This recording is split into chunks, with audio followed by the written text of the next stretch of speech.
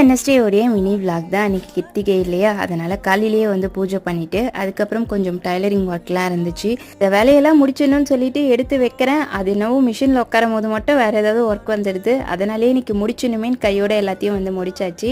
கருப்பு உளுந்து வச்சு தான் இன்றைக்கி ஒரு டிஷ் வந்து பண்ண போகிறேன். 2 டம்ளர் கருப்பு உளுந்து நல்லா வறுத்து எடுத்துக்கிட்டு அதுக்கு 2 டேபிள் ஸ்பூன் பச்சரிசியும் வந்து வறுத்து எடுத்துட்டேன். அதை ஆறட்டும்னு சொல்லிட்டு ஒரு பக்கம் வச்சாச்சு. இன்னொரு பேனில் வெல்லம் கொஞ்சமாக தண்ணி ஊற்றி அப்படியே பாகுக்கு ரெடி பண்ணிக்கிட்டேன். உளுந்தும் நல்லா ஆறிடுச்சு. அது கூட கொஞ்சமாக ஏலக்காய் சேர்த்து நல்லா அரைச்சி எடுத்துக்கிட்டு தண்ணியில் கட்டிப்படாமல் கரைச்சி எடுத்துக்கிட்டேன். பேன் ஹீட் ஆன பிறகு நம்ம கரைச்சி வச்சிருந்த அந்த உளுந்தும் வந்து சேர்த்துட்டு வெள்ளைப்பாகும் ஃபில்டர் பண்ணி அப்படியே சேர்த்துக்கிட்டேன். கைவிடாமல் கலரிட்டே இருந்தேன். கொஞ்சமாக வந்து நெய் ஊற்றி ஊற்றி வந்து கலரிட்டே இருந்தேன். இது கூட நம்ம நல்லெண்ணையும் சேர்த்துக்கலாம். சூப்பராக இருக்கும் டேஸ்ட்டு. நம்மளுடைய இடுப்புக்கெலாம் ரொம்ப நல்லது சொல்லுவாங்க இந்த கருப்பு உளுந்து களி சாப்பிட்டோன்னா. யுவி பாப்பாவுக்கு ஃபேவரட்டான டிஷ்ஷு.